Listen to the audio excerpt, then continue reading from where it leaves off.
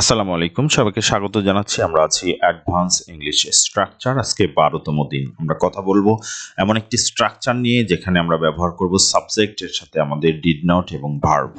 So এই যে স্ট্রাকচারটি আমরা দেখছি সেটি মূলত আমরা পারফেক্ট টেন্স ব্যবহার করে করতে পারি, অর্থাৎ প্রেজেন্ট পারফেক্ট টেন্সেও কিন্তু একই অর্থ হয়। বাট আমরা যখন স্পোকেন ইংলিশে যাই তখন আমরা অ্যাভয়েড করি প্রেজেন্ট পারফেক্ট টেন্স ব্যবহার করার, আর সেক্ষেত্রে আমরা ব্যবহার করি পাস্ট ইনডিফিনিট টেন্স। সো আমরা এখানে প্রথম যে বাক্যটি দেখছি যে আমি বুঝিনি। আমি বুঝিনি মানে হচ্ছে আই হ্যাভ নট আন্ডারস্টুড। আমি বুঝেছি, I have understood. I have understood আমরা যদি বলি I have understood, I have understood আমি বুঝেছি। আমি বুঝেছি, এটা আমরা প্রেজেন্ট পারফেক্ট টেন্স থেকে বলছি যে আই হ্যাভ আন্ডারস্টুড আমি বুঝেছি। সো আমি এটাকে যখন নেগেটিভ করব তখন আমরা বলবো I have not understood.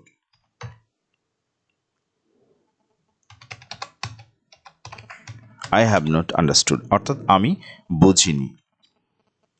So আমরা বলছি আই হ্যাভ আন্ডারস্টুড মানে আমি বুঝেছি বা আমি বুঝতে পেরেছি। আই হ্যাভ নট আন্ডারস্টুড আমি বুঝতে পারিনি বা আমি বুঝিনি। এটি আমরা স্পোকেন ইংলিশে আমরা এই স্ট্রাকচারটি অর্থাৎ পারফেক্ট টেন্সের স্ট্রাকচারটি আমরা অ্যাভয়েড করি।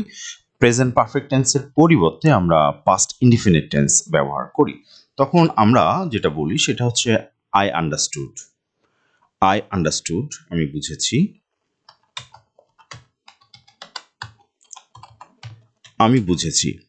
আমি বুঝেছি আই আন্ডারস্টুড। বাট যখন আমরা এটাকে নেগেটিভ করি তখন আমরা একটা অক্সিলারি ভার্ব ব্যবহার করি যেটি মূলত পাস্ট টেন্সকে রিপ্রেজেন্ট করে। দ্যাট ইজ হোয়াই আমরা ব্যবহার করি আই ডিড।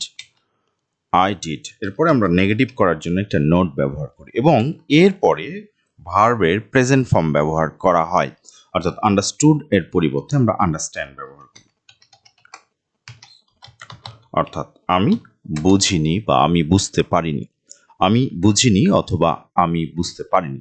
সো আমরা স্পোকেন ইংলিশে আমরা আগেই বলেছি যে আমরা পারফেক্ট টেন্স অ্যাভয়েড করে আমরা পাস্ট টেন্সে চলে যাই, অর্থাৎ পাস্ট ইনডিফিনিট টেন্স ব্যবহার করি। সো আমরা এখন থেকে পারফেক্ট টেন্স যেখানে ব্যবহার করি বা নর্মালি হওয়ার কথা এই ধরনের ক্ষেত্রে আমরা পাস্ট ইনডিফিনিট টেন্স ব্যবহার করে কমিউনিকেশন করতে পারবো এবং সেক্ষেত্রে স্ট্রাকচার হবে সাবজেক্ট ডিড, এটা পাস্ট টেন্সকে রিপ্রেজেন্ট করার জন্য, এরপরে নট নেগেটিভ করার জন্য এবং ভার্বের প্রেজেন্ট ফর্ম। কারণ আমরা ডিড ব্যবহার করেছি অক্সিলারি ভার্ব হিসাবে, এই জন্য ভার্বের প্রেজেন্ট ফর্ম হবে। বাট যদি এটা নেগেটিভ না হয় তাহলে কিন্তু ভার্বের পাস্ট ফর্ম ব্যবহার হবে, অর্থাৎ আই আন্ডারস্টুড আমি বুঝেছি। আমি বুঝেছি বা আমি বুঝেছিলাম, দ্যাট ইজ ওয়াই আমরা বলবো আই আন্ডারস্টুড। এবং আমি বুঝতে পারিনি বা আমি বুঝিনি এর জন্য আমরা বলবো আই ডিড নট আন্ডারস্ট্যান্ড। তাহলে আমরা এখানে আন্ডারস্টুড ব্যবহার করেছিলাম আর এখানে এসে প্রেজেন্ট ফর্ম আন্ডারস্ট্যান্ড ব্যবহার করেছি। অথবা আমরা এটাকে আরো সংক্ষেপে বলতে পারি I didn't. I didn't. I didn't understand. I didn't understand. So আমি বুঝিনি বা আমি বুঝতে পারিনি, আই ডিড নট আন্ডারস্ট্যান্ড, অথবা আমরা বলবো আই ডিডন্ট আন্ডারস্ট্যান্ড।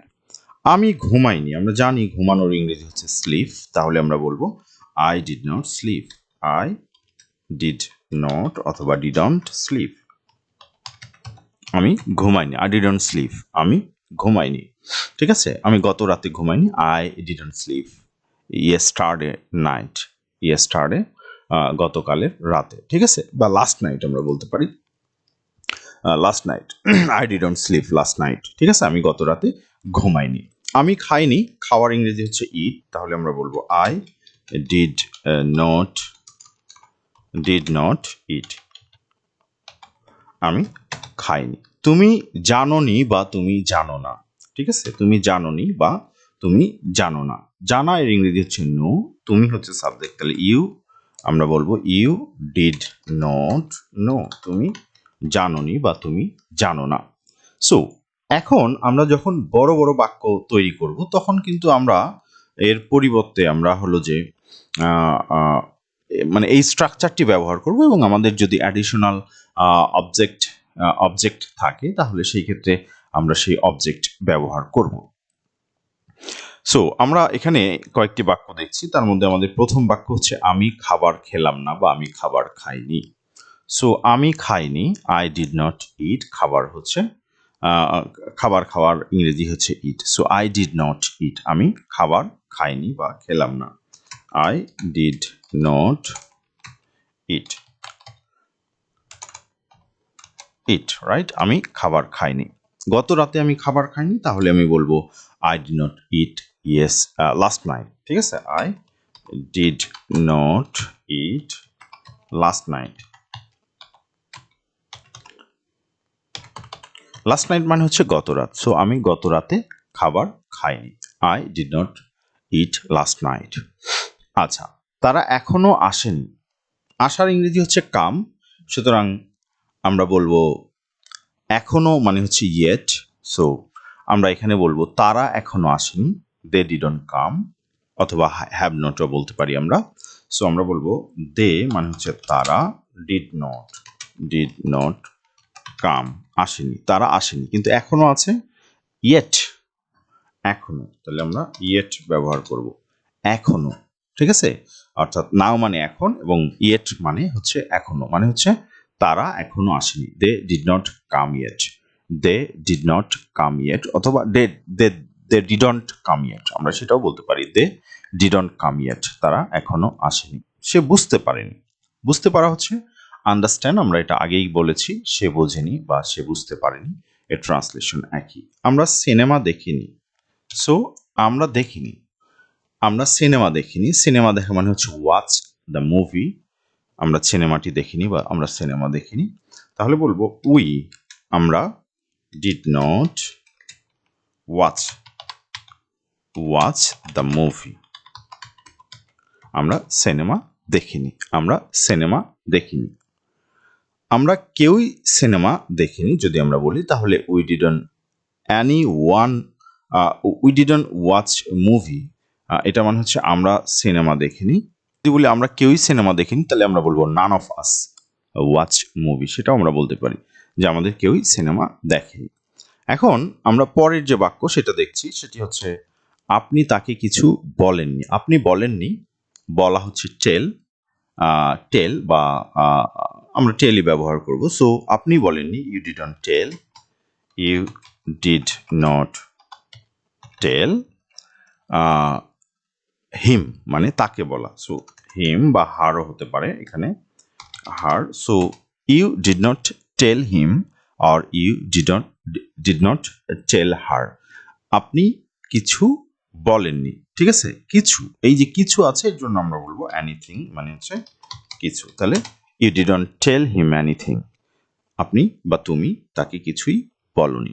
ঠিক আছে, তুমি বা আপনি তাকে কিছুই বলনি বা বলেননি। আমি খেতে পারিনি, খাওয়া হচ্ছে ইট। সো আমি খেতে পারিনি, আই ডিডন্ট ইট, আমরা বলবো আই ডিডন্ট ইট। আমরা এটা আগেও বলেছি, সে ঘুমায়নি, আমরা এটাও ট্রান্সলেট করেছি একটু আগেই। সো আপনারা বুঝতে পারেননি, আপনারা, ঠিক আছে, আপনারা মানে ইউ। আমরা এটা খেয়াল রাখবো যে আপনি এবং আপনারা এক বচন এবং বহু বচন উভয় ক্ষেত্রে ইউ ব্যবহার হয়। সো ইউ মানে হচ্ছে আপনারা, হ্যাঁ, আপনারা, ইউ। এটা plural form, did not understand, did not বা ডিডন্ট আন্ডারস্ট্যান্ড, আপনারা বোঝেননি, আপনারা বোঝেননি। ঠিক আছে, আপনারা কেউই বোঝেননি, তাহলে আমরা বলবো none of you, none of you মানে হচ্ছে তোমার কেউ, none of you, none of you understood,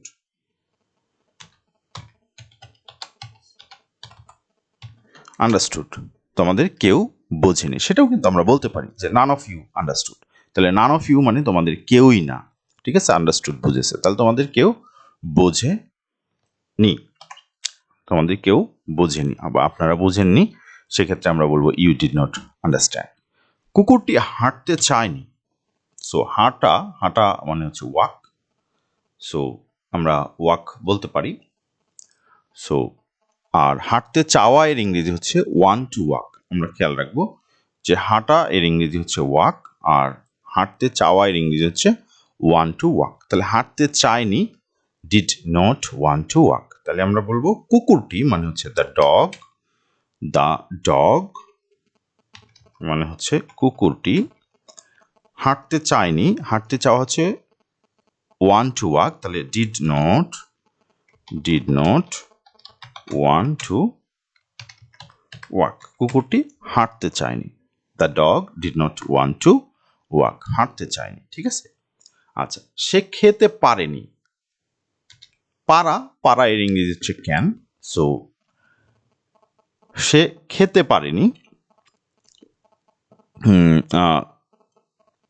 আমরা ক্যান দিয়ে করতে পারি, আবার এটাকে আমরা নর্মালি কিন্তু সে খায়নি এই অর্থেও বলতে পারি। তো আমরা যদি খায়নি অর্থে বলি তাহলে হি বা শি ডিড নট ইট, সে খায়নি। বাট আমরা যদি খেতে পারেনি বলবো তাহলে সেই ক্ষেত্রে কিন্তু আমরা কুড ব্যবহার করব, could not. He could not eat, সে খেতে পারেনি। তাহলে আমরা বলবো হি কুড নট, ক্যান হচ্ছে পারা, সো ক্যানের পাস্ট ফর্ম হচ্ছে কুড নট ইট, সে খেতে পারেনি বা খেতে পারতো না, সেটাও আমরা বলতে পারি। আমরা সিনেমা দেখতে যাইনি, তাহলে আমরা সিনেমা দেখতে যাইনি আমরা পারফেক্ট দিয়েও বলতে পারি, এটা আমরা আগের মতো একই স্ট্রাকচারে আছি। আবার আমরা পাস্ট দিয়েও বলতে পারি, পাস্ট ইনডিফিনিট। তাহলে we did not go to the movies. ঠিক আছে, আমরা সিনেমা দেখতে যাইনি, তাহলে we did not go to the movies, মানে আমরা সিনেমা দেখতে যাইনি বা আমরা সিনেমা দেখিনি। সো স্পোকেন ইংলিশে আমাদের কিন্তু এরকম কিছুটা তারতম্য আছে, এটা আমাদের মনে রাখতে হবে। আপনি তাকে কিছু বলেননি, ঠিক আছে, আপনি বলেননি, you didn't say or you did not say anything, মানে কোনো কিছু, টু হিম অর হার। তাহলে আমরা বলবো you did not say anything, আপনি কিছুই বলেননি তাকে, মানে হচ্ছে টু হিম অর হার। তাহলে টু হিম অর হার যেটা আমরা বলতে চাই সেটি কিন্তু আমরা বলবো। তারা বাড়ি যেতে চায়নি, বাড়ি যাওয়া মানে হচ্ছে গো, আর যেতে চাওয়া মানে হচ্ছে ওয়ান টু গো। তাহলে তারা যেতে চায়নি, তারা হচ্ছে ইংরেজি দে, যেতে চায়নি মানে হচ্ছে ডিড নট ওয়ান টু গো। যাওয়া এর ইংরেজি হচ্ছে গো, আর যেতে চাওয়া এর ইংরেজি হচ্ছে want to go. So they did not want to go, তারা যেতে চায়নি। কুকুরটি হাঁটতে চায়নি, ঠিক আছে, কুকুরটি হাঁটতে চায়নি, আমরা এরকম একটি ট্রান্সলেশন আগেই করেছি, সুতরাং এটি আর আমরা বলছি না। এই ছিল আমাদের আজকের পর্ব। আমরা অনুরূপভাবে আমাদের রেগুলার কমিউনিকেশনে ব্যবহৃত সেন্টেন্সগুলোকে ট্রান্সলেট করব এবং আমাদের কমিউনিকেশনে এটির প্রপার ইউজ করব। সে পর্যন্ত আমরা চলমান রাখবো আমাদের প্র্যাকটিস।